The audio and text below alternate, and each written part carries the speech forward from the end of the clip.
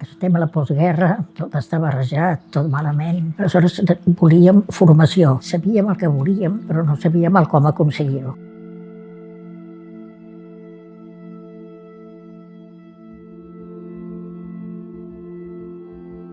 El curs que havia fet pedagogia a la universitat havia conegut la Marta i ens passàvem els apunts. Així va començar la relació amb la Marta. Hi havia persones de Sants, del barri vell, de molts llocs, i que tenien ganes de fer alguna cosa. Calia fer una escola de mestres. A partir d'això vam fer sessions de pedagogia, vam fer trobades, vam dir, fer una escola d'estiu, fer sessions de pedagogia. Tenia tant èxit i la gent tenia tantes ganes, que era tan necessari alguna cosa, que a partir d'això, l'any següent, va començar els cursos de Rosa Sensat. Aquella escola d'estiu va ser l'inici de Rosa Sensat. Havia sentit a la Marta per una conferència i em va impressionar molt com ella tractava la literatura infantil. I li vaig demanar, que a mi m'agradaria ser de mestre, com hauria de fer jo això? I em va dir, vine. I llavors vaig anar al passeig de Sant Joan, que ja començaven. Hi havia la Maria Antònia Canals, que estaven totes assegudes a terra, fent els càlculs amb les racletes en aquells moments. Era molt curiós perquè entraves amb un aire jo diria, de família. Les activitats que es feien eren molt boniques i senzilles alhora. Però esclar, passar d'una escola que ens havien vist sempre més de clatell que de res i poder parlar, poder ballar, el ser creatiu i tenir marge al costat dels altres mestres, per mi era com obrir-me un espai enorme. També era l'època d'enamoraments i era l'època de grans il·lusions. Però aquest està el secret, el treball i l'estimació. I allà, en aquella primera escola, això es notava. Teníem molta confiança nosaltres amb això. Tot el que havíem desitjat, si allò ho teníem, doncs allò havia de tirar endavant i fèiem el sacrifici que fos en aquell moment.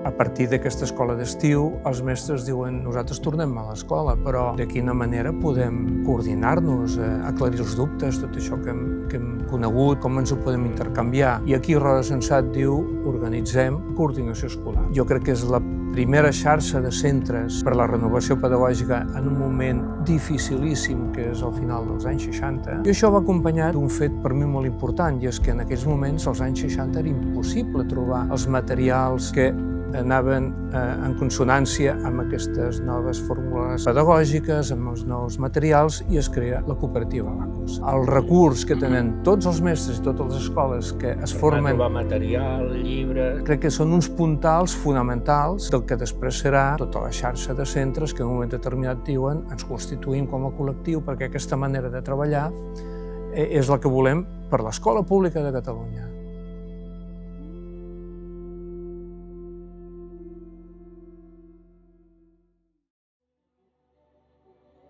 A Rosa Sensat no va crear ben clarament l'escola de mestres de Sant Cugat, però ell va participar molt en el sentit de que quan va anar a buscar la gent que podia fer aquella escola de mestres que volíem, van anar cap a Rosa Sensat i cap als grups de treball, perquè sempre havien cregut que els professors de l'escola de mestres eren per una escola professionalitzadora. I per ser professionals d'una cosa n'és de saber molt, primer.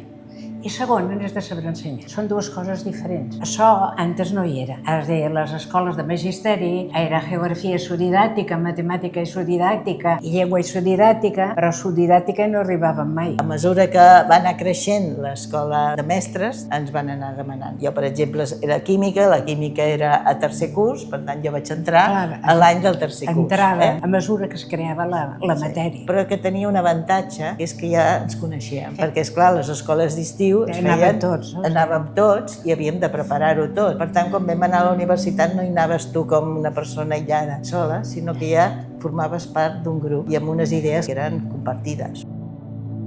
Jo la revista Perspectiva escolar, en aquells moments, la vaig veure néixer. Amb el número 0, a finals de l'any 74, vaig veure una llum, perquè havia estat a l'escola d'estiu de l'any 74, també la de l'any 75, però jo va ser una cosa fora de sèrie, extraordinària. Era viure a l'escola de Bosch, a més, un ambient de llibertat, en què ja es palpava la democràcia, en què es palpava l'amor del dictador, i que llavors, a finals d'any, surti una revista adreçada als mestres. Jo que m'estava formant, dic, això és extraordinari. Penso que per l'Associació de Mestres Rosa Sensat, els que ens ho miràvem de la perifèria, de comarques, doncs era una cosa molt barcelonina. I aleshores era una carta de presentació i era una abraçada que ens feia aquesta associació de mestres que per nosaltres era un mite, que era la que organitzava aquestes escoles d'estiu, que era on hi havia tota la pedagogia progressista, que això es posava a l'abast de la gent que vivíem lluny d'aquí i que havíem buscat aquesta formació més aviat amb llibres.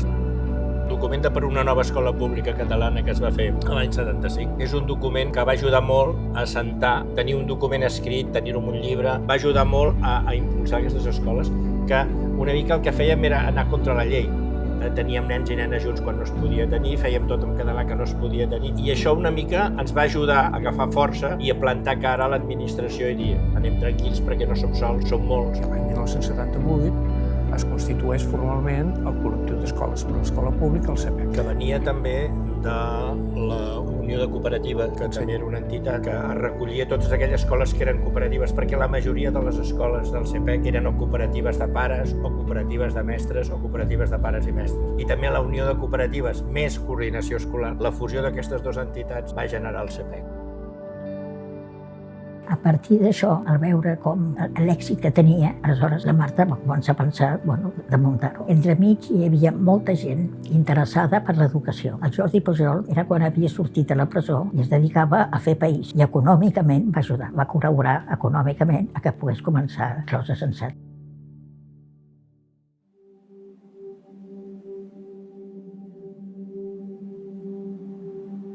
Als anys 80, després de les vacances d'estiu, em van suggerir si podia incorporar-me per poder transformar el que era Rosa Sensat, que llavors era una escola per mestres, en una associació de mestres. Aquests 2 primers anys vam treballar per fer uns estatuts que siguessin assumibles per tots els mestres integrats, perquè hi havia passat molta gent per l'escola d'estiu. Que volem tot democràtic? Doncs fem democràtic també Rosa Sensat, senzillament. A mi em va donar molta energia i, repeteixo, molta experiència i molts coneixements que després he tornat a aplicar amb altres coses que he fet, també a l'escola i com a professor de cara als alumnes, però l'experiència de l'escola d'estiu d'aquella època era extraordinària. I els lligams que obtenies amb gent de Catalunya i de fora de Catalunya. La revista Infància és una publicació de l'Associació de Mestres Rosa Sensat, que des de 1981 publica articles relacionats amb l'educació infantil. La revista tira endavant gràcies a tot el Consell de Redacció, que són un conjunt de persones, mestres i persones vinculades a l'educació infantil. Creem aquesta xarxa al territori, fa que puguem difondre pràctiques de qualitat a l'educació 0-6 anys. La idea del CEPEC, quan va començar, jo penso que molta gent en tenia molta por, és a dir, pensava això no arribarem a aconseguir el pas a l'escola pública, però vam lluitar i va ser un procés d'èxit. Jo vaig entrar aquí a Rosa Sensat, l'executiva, l'any 85. A l'any 86 plegava el Jordi Madurell de la presidència, llavors em vaig presentar jo i vaig estar des de l'any 85 fins l'any 89 i de president del 86 fins al 89. Per mi Rosa Sensat va representar primer de tot una sorpresa, després va representar el fet de que em vaig obrir a moltes realitats que des de l'escola únicament no es coneixien. Vaig conèixer molta gent, alguns ja els coneixia per escoles d'estiu, però molta gent interessant que són els que m'han ajudat en la meva construcció del meu ofici.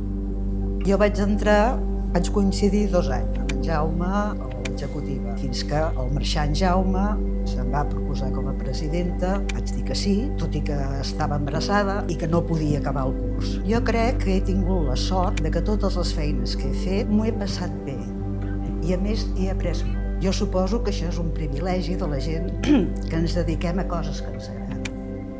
En aquell moment vaig quedar jo solet, davant d'una escola d'estiu que jo no m'havia organitzat mai cap, de les importants, almenys per mi.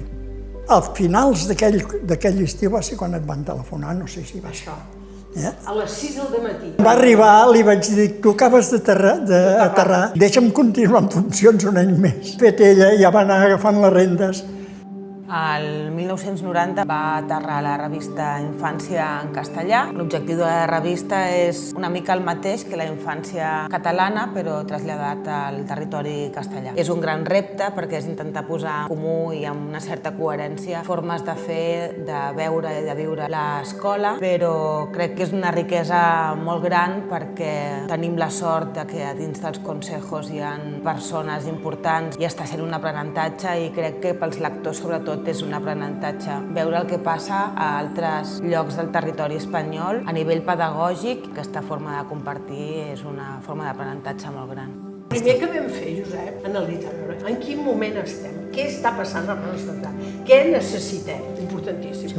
Amb un pis bonic de l'Eixample, un pis entranyable, que tots coneixeu, però realment és que qualsevol activitat que fem i que havien 5 persones, 5 alumnes, 5 mestres, allò no era rendible de cap manera. Necessitem un espai. I en aquell moment hi havia el Joan Maria Pujal, el conseller d'Educació. Ens ensenya si ens agradaria un local, que és aquest local, però quan hi havia nens i nenes. Jo vaig entrar a Rosa Sensat, a la presidència, el 2000. Vaig pensar que tenia que acceptar perquè si jo tot el que sabia ho havia après a Rosa Sensat. Jo havia acabat la carrera el 1965 i no en tenia ni idea de res. Al 67 ja vaig entrar a Rosa Sensat i allà ho vaig aprendre tot. I vam seguir fins que ho vaig deixar. I quan ho va deixar em van demanar de venir a la presidència. Jo una mica la meva relació amb Rosa Sensat era sobretot les escoles d'estiu, que per mi eren mítiques, jo m'ho passava molt bé a les escoles d'estiu. Tot el que sé de mestre, sempre ho dic, ho vaig aprendre allà. Jo penso que és veure l'educació des d'un altre punt de vista i tota la vida he estat a l'escola. Aquests 2 anys d'Oasis va permetre veure un món que no havia vist mai, que és la gestió, que és les disputes polítiques, que és les subvencions, tot un altre món que no coneixia i que jo mai em havia pensat que arribaria a estar en una taula havent de fer un discurs, havent de dir tot això.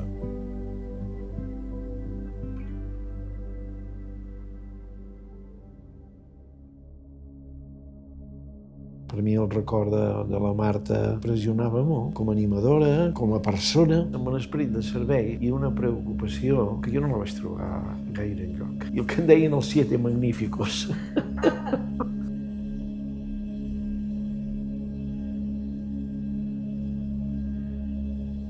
La Irene Balaguer, quan va entrar a Rosa Sensat, era una persona que tenia una visió molt ampla del món, una persona que mirava més enllà que l'altra gent i veia més enllà que l'altra gent. Doncs perquè ella creia en els drets dels infants de tot el món, que tots els infants i totes les infàncies tenien els seus drets i s'estaven vulnerant a tot arreu del món. Ella volia que Rosa Sensat, com a associació de mestres, veiés més enllà de l'entorn més immediat.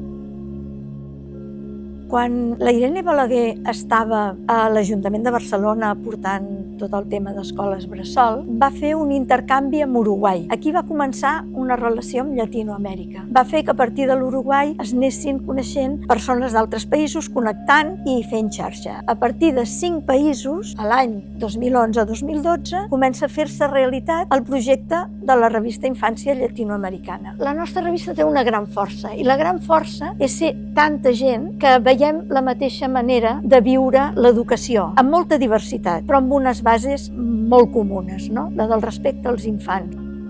A la revista Infància Europa som 3 persones de Rosa Sensat que estem a l'equip de coordinació. Som diferents partners europeus, Portugal amb APEI. Després hi ha d'Itàlia una institució que es diu el Museu de l'Escola. Museu de l'Escola, molt vinculat a l'associació Crescere de la Toscana, de Dinamarca el nostre estimat Klaus Jensen, i ara darrerament s'hi ha incorporat Suïssa també, a través del Gianfranco, va fer de pont perquè poguéssim posar-nos en contacte amb una institució que es diu CMA, que és com d'educació del lleure i del temps lliure a Suïssa. Un tema tan importante como es la educación es un tema transversal, es un tema universal, es un tema que debería aglutinar a todas las personas que en tantos ámbitos del mundo apuestan por valorar por lo máximo la importancia que ese proceso tiene. La primera vez que entré directamente a relación, me di cuenta de cómo esa vocación de relación con el ámbito educativo, pero abierto, no encerrado en un contexto estrecho, sino que europeo, internacional, era algo que me dejó muy impresionado y que sobre todo me resultó una especie de testimonio de una manera muy abierta, muy rica y muy atenta y curiosa que l'associació tenia. Ja des dels anys 70, pensa que teníem persones com Gianni Rodar, que vam tenir a l'escola d'estiu. El mateix Loris Malaguzzi, que venia, crec, 2 o 3 escoles d'estiu. Altres persones d'Itàlia, com en Fiorenzo Alfieri, i altres persones vinculades a altres moviments. Però no només d'Itàlia, sinó també d'altres llocs d'Europa. D'Anglaterra, la Leonor Goldsmith, que venia a fer formació també. És veritat. La Irene m'explicava converses que tenien amb en Loris Malaguzzi quan ens parlava la Leonor Goldsmith, que deia, on te l'heu tret aquesta? Clar, això no ho podem posar. Aquell era el seu tarannà. Sí. Ho sento, però era el seu tarannà. I la Irene, calla.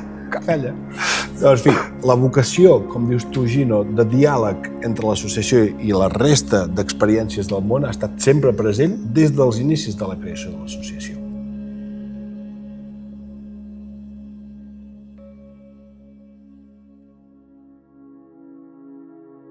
Bé, doncs jo vaig començar a l'executiva de Rosa Sensat de la mà de la Irene Balaguer, que llavors era la presidenta de l'associació. Va deixar la presidència quan es va acabar l'escola d'estiu de l'any 2015, que era la 50a escola d'estiu, és el primer record que tinc. Jo, de fet, he crescut a Rosa Sensat al mateix moment que els meus fills. Els meus fills tenien 3 anys quan vaig entrar a l'executiva i quan vaig plegar de l'executiva, doncs mira, entraven a l'ESO, per dir d'alguna manera, no?